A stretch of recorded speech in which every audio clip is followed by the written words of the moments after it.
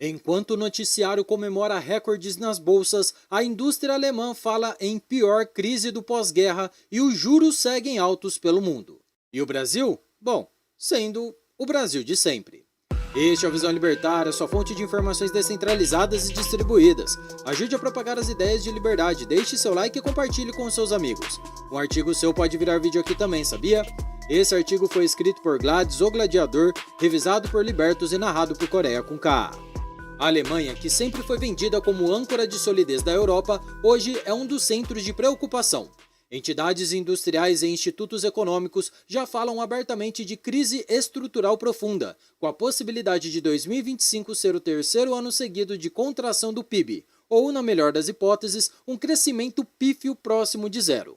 Levantamentos de confederações empresariais mostram queda projetada de produção industrial, recuo de investimentos e empresas cortando gastos em mão de obra, num cenário descrito como o mais fraco da era do pós-guerra. O Instituto Econômico Alemão prevê nova queda do PIB em 2025, enquanto outros relatórios alertam para risco de desindustrialização caso reformas não sejam feitas. Em resumo, o principal polo manufatureiro da Europa está com o pé na lama. Isso acontece num ambiente global no qual os bancos centrais, especialmente nos Estados Unidos e Europa, mantêm juros elevados para combater a inflação gerada por anos de estímulos excessivos, pandemia e guerras. A combinação é explosiva de dívida pública mais cara, crescimento fraco nos países ricos, comércio mundial desacelerando e o espaço fiscal cada vez mais estreito para novos pacotes de salvação. Quando até um país disciplinado como a Alemanha admite estar em crise profunda e fala em ponto de virada negativo, o recado é claro: a próxima turbulência não será uma marolinha. Agora coloque o Brasil dentro desse quadro. As contas públicas brasileiras já estão em situação frágil em tempos ditos normais. Relatórios de casas de análise e órgãos oficiais mostram que, mesmo com alguns meses de superávit pontual, a trajetória estrutural é de deterioração. Em 2025, análises de instituições financeiras estimam um déficit primário em torno de 0,5% do PIB no governo consolidado, deixando claro que a meta de resultado zero do novo arcabouço fiscal não deve ser cumprida de forma sustentável. O próprio IPEA, em panorama fiscal recente, aponta que o resultado primário acumulado até setembro de 2025 ainda é deficitário em quase 100 bilhões de reais, somente um pouco melhor do que o rombo do mesmo período do ano anterior, longe da neutralidade fiscal. Ao mesmo tempo, a dívida bruta do governo geral não para de subir. Dados compilados por plataformas de indicadores comprovam a dívida brasileira alcançando patamares recordes em termos nominais e se aproximando, em proporção do PIB, de níveis considerados perigosos para economias emergentes. Números recentes indicam dívida pública em torno de 78% a 79% do PIB, pelo critério doméstico, com a série encostando no maior nível desde o auge da pandemia. Ao utilizar a metodologia mais ampla do Fundo Monetário Internacional, que inclui alguns passivos adicionais, a situação fica ainda pior. Relatórios da imprensa destacam que o FMI já enxerga a dívida bruta do governo geral brasileiro batendo a casa dos 90% do PIB. Isso coloca o país entre os mais endividados da América Latina, superando facilmente outros grandes emergentes da região. O próprio Tesouro Nacional, em relatórios recentes, projeta continuidade da alta da relação dívida-PIB nos próximos anos, mesmo sob hipóteses relativamente otimistas de crescimento e arrecadação. Em outras palavras, quem faz a conta por dentro sabe que a trajetória não está ancorada. O Banco Central, por sua vez, divulga que a dívida bruta do governo geral rompeu excessivas máximas em trilhões de reais ao longo de 2025, com a dívida líquida também atingindo o maior percentual da série histórica. Isso tudo num cenário onde o Brasil já paga juros nominais altíssimos, o que significa que uma fatia gigantesca do orçamento é queimada somente para rolar a dívida, não para investir ou prestar serviço. Mas não se enganem. Nosso juros nominal é altíssimo, haja visto que somos o Brasil, e ninguém aceita pagar pouco para comprar um país nos moldes do nosso. Analistas independentes apontam que o aparente alívio de superávit em alguns meses é mais contábil do que estrutural. Houve receitas atípicas, como a atribuição de fundos exclusivos e offshores, além de contingenciamentos temporários e mudanças no calendário de pagamento de precatórios, que ajudam a maquiar parcialmente o quadro. Quando essas receitas extraordinárias somem e as despesas obrigatórias seguem subindo, a melhora fiscal evapora.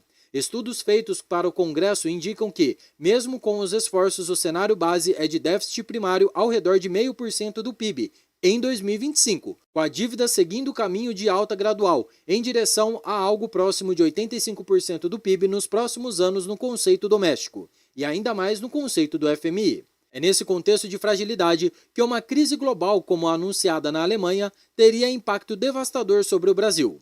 Em momentos de estresse extremo, algumas coisas acontecem quase ao mesmo tempo. Fuga de capitais de países emergentes, desvalorização cambial, queda de preço de commodities e encarecimento do financiamento da dívida pública são quase atividades do cotidiano brasileiro. Para um governo que já está com dívida alta e precisa emitir rolos crescentes de títulos para fechar as contas, ver juros globais subindo de novo e investidores solicitando prêmio maior para carregar papel brasileiro é receita para colapso fiscal acelerado. Bastam alguns milhões de títulos com demanda fraca e taxas em alta para o custo da rolagem sair do controle. Relatórios de economistas domésticos já alertam que, mesmo sem choque externo pesado, o ritmo do crescimento das despesas e dos juros nominais é o principal fator de deterioração contínua das contas. Se você sobrepõe a isso uma crise internacional com quedas de receitas, menos arrecadação sobre lucros, consumo e exportações e alta de juros para segurar a moeda para conter inflação de câmbio, a aritmética fiscal simplesmente deixa de fechar. As próprias projeções da Fazenda, que já prevêem déficit mesmo em cenário base, teriam que ser revistas para pior, e as metas do arcabouço fiscal viram letra morta de uma hora para outra. Outro ponto pouco discutido é que o Brasil já está muito mais endividado do que a percepção comum que o leitor médio sugere. Matérias recentes destacam que no critério utilizado pelo FMI, que considera um conjunto mais amplo de obrigações, o Brasil aparece como uma das economias mais endividadas da região, com projeções de dívida se aproximando de 92% do PIB. Isso significa menos margem de manobra para emitir dívida em caso de choque sem disparar desconfiança e rebaixamento de avaliação. Agências de classificação de risco olham precisamente para a relação dívida-PIB e para a capacidade de gerar superávit primário consistente. O Brasil falha nas duas frentes, dívida alta e resultado primário ainda negativo. Enquanto isso, a política doméstica segue multiplicando pressões para mais gasto. O governo do Molusco ampliou programas sociais, elevou o salário mínimo com ganho real, criou novos benefícios e aumentou despesas permanentes, ao mesmo tempo que promete não subir muito a carga tributária, um claro contrassenso matemático. Para tentar contornar, recorre a manobras como tributar novos setores, rever benefícios, reonerações pontuais e receitas extraordinárias. Mas nenhuma dessas medidas ataca o problema de fundo. O Estado brasileiro gasta cronicamente mais do que arrecada, mesmo com uma das maiores cargas tributárias do mundo emergente, e aposta que o mercado continuará financiando essa farra indefinidamente. Se uma crise global se aprofundar e os alertas vindos da Alemanha são um indício de que isso não é um delírio, teremos mais risco concreto, e o Brasil entra na tempestade já com o casco rachado. Uma queda forte na demanda externa por commodities reduziria receitas de exportação e, por tabela, a arrecadação sobre o setor que hoje é uma das principais âncoras de crescimento. Uma aversão a risco global levaria à saída de capital, depreciando ainda mais o real, o que empurraria a inflação para cima e forçaria o Banco Central a manter ou até subir os juros por mais tempo, encarecendo ainda mais a dívida. A combinação de menor crescimento, maior inflação, câmbio fraco e juros altos é exatamente o cenário no qual a dinâmica dívida-PIB mais se deteriora. Em resumo, enquanto o noticiário celebra máximas nas bolsas, o pano de fundo é uma Alemanha falando em crise histórica e um Brasil com as contas públicas no fio da navalha. Se vier uma nova pancada global, não será surpresa ver justamente países como o Brasil, altamente endividados, com um déficit recorrente e o governo viciado em gasto, deslizarem rapidamente de uma situação preocupante para um quadro de descontrole fiscal explícito. E como sempre, quem paga a conta de inflação, juros altos e desemprego não são os ministérios em Brasília, mas a população que já vive no limite. E quando isso acontecer, nós libertários diremos aquilo que sempre falamos. Nós avisamos. Agora, faz o L e aguenta o grosso entrando. Obrigado pela audiência, esse é o canal colaborativo, participe você também. Cadastre-se agora mesmo no site visãolibertaria.com e envie seus artigos por lá. Os colaboradores recebem recompensas em Bitcoin. Inscreva-se no canal e clique no botão da campainha para ser avisado de novos vídeos. Até a próxima, fiquem com Deus e tchau, obrigado.